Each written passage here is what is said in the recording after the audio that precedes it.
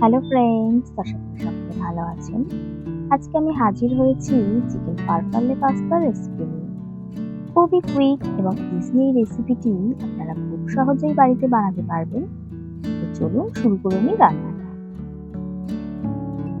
এখানে আমি পাস্তা নিয়েছি 500 গ্রাম। এগুলো এখন আমি সেদ্ধ করব।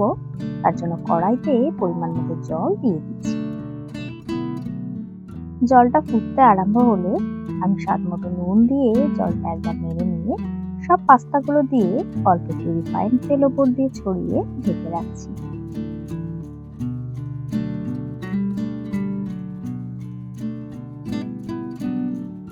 দেখুন আমাদের পাস্তা সেদ্ধ হয়ে গেছে।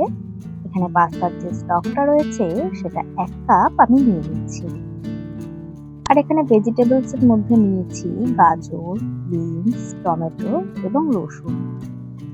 এছাড়াও একটা মিক্সিং জারে দুটো পেঁয়াজ ও কাঁচা লঙ্কা ভরে পেস্ট করে নেব। এবার একটা কড়াইতে 2 টেবিল চামচ বাটার দিয়ে দিচ্ছি। বাটারটা মেল্ট হলে প্রথমেই দিচ্ছি রসুন কুচি। এখন রসুনটা লাইট ব্রাউন কালার হওয়া পর্যন্ত ভাজব। রসুনটা ব্রাউন কালার হয়ে গেছে। এবার আমি 1 চামচ চিলি ফ্লেক্স দিয়ে একটু নেড়ে চেড়ে যে পেঁয়াজ ও লঙ্কার পেস্টটা বানিয়েছিলাম সেগুলো দিয়ে দিচ্ছি। 2-3 মিনিট মাঝারি আঁচে পেঁয়াজটাকে ভাজবো। ভালো করে ভাজা হয়ে যাওয়ার পর এবার আমি ছোট টুকরো করা চিকেন দিয়ে দিচ্ছি। চিকেনগুলো অফ হোয়াইট কালার না হওয়া পর্যন্ত আমি কন্টিনিউ নাড়ছি। এখন 2 মিনিটের জন্য ঢাকা দিয়ে রাখবো।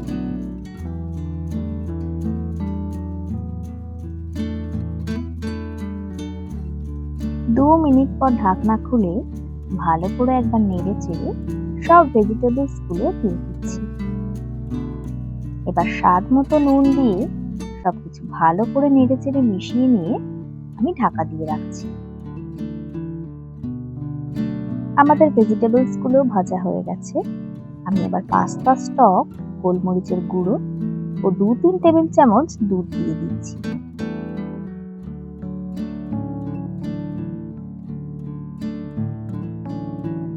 এখন কিছুটা গ্রেট করা চিজ দিয়ে চিজগুলো মেল্ট হতে স্টার্ট হলে আমি সেদ্ধ করা সব পাস্তাগুলো দিয়ে দিচ্ছি।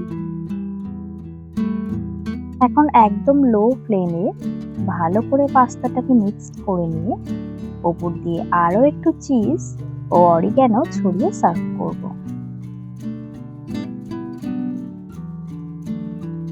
তো ফ্রেন্ডস, আমাদের চিকেন ফারফাল্লে পাস্তা একদম তৈরি সার্ভ করার জন্য। ভিডিওটি কেমন লাগলো আমাকে কমেন্টে অবশ্যই জানাবেন এবং লাইক, শেয়ার ও সাবস্ক্রাইব করে চ্যানেলটির পাশে থাকার অনুরোধ রইল। সকলে ভালো থাকবেন। ফিরে আসবো আবারও অন্য একটি রেসিপি নিয়ে। ধন্যবাদ।